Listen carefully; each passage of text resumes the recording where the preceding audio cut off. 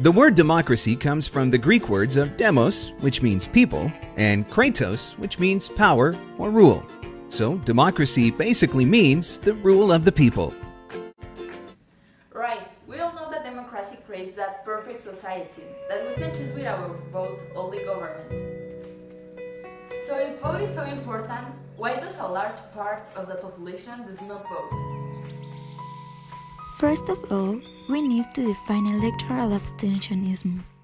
Electoral abstentionism is defined as the non-participation in the act of voting of those who are entitled for, right?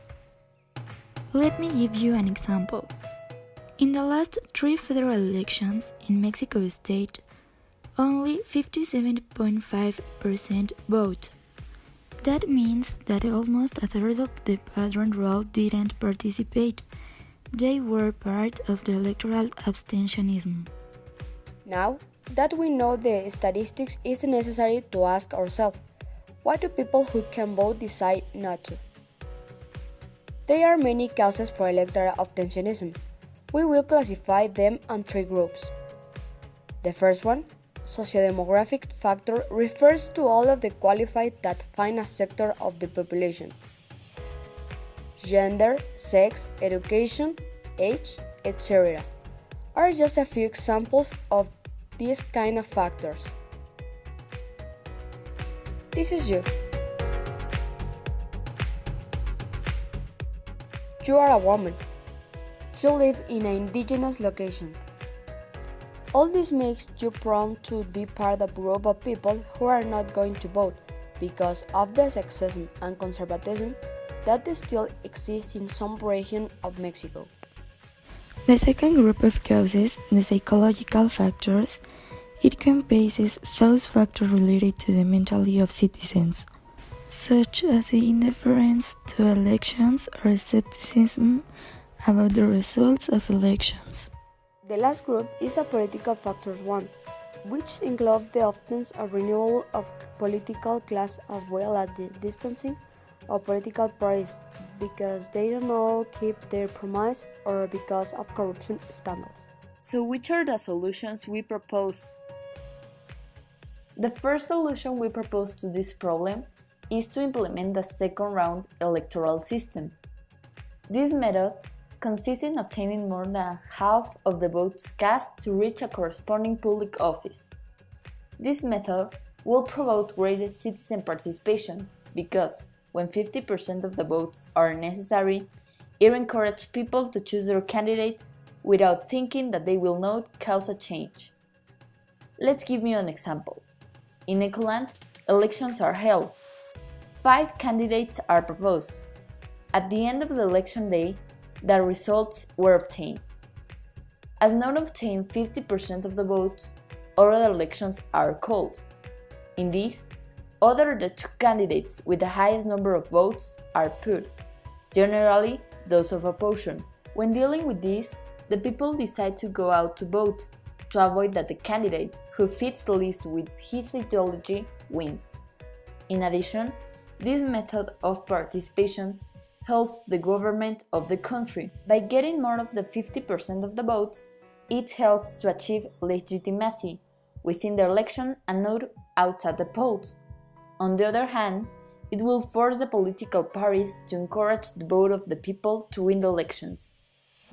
Nowadays, we know that the country is going through a difficult situation, so it's necessary that everyone as Mexicans participate together in a decision making. We need to encourage people to vote, and political parties should make campaigns to make all the people vote because democracy is the base of the future of our families, education, society, and of course, the economic courses of country. Otherwise, we will giving away our vote. They need to explain people that it's their right and that it to choose a more responsible representative. Let's take an example: Spain. When the losing political party in a country did a campaign, they awakened to desire for change among their inhabitants, winning the election. According to Enrique Casero, in a political parties to campaign to encourage voting, inside and only promote themselves, the electoral optimism will drop.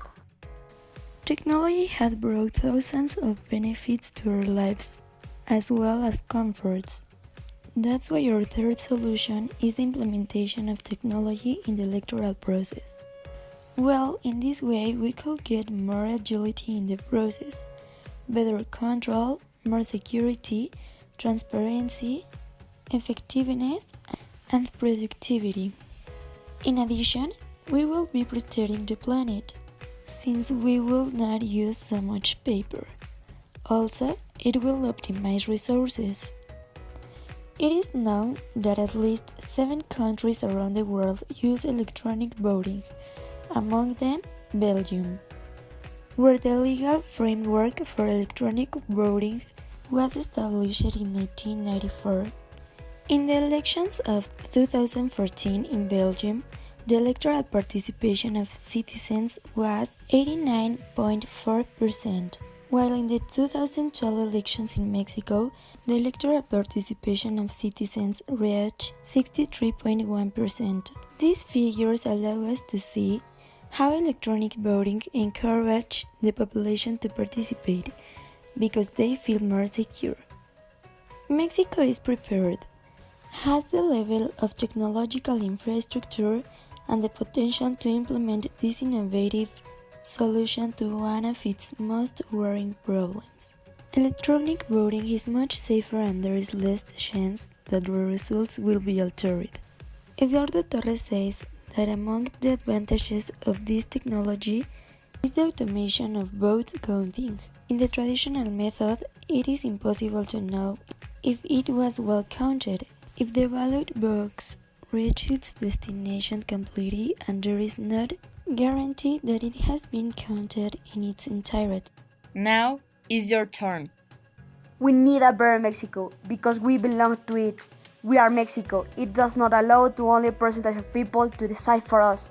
This was the reason why heroes struggled years ago, to be free decision making in order to have better Mexico. We can enjoy the opportunities that left us.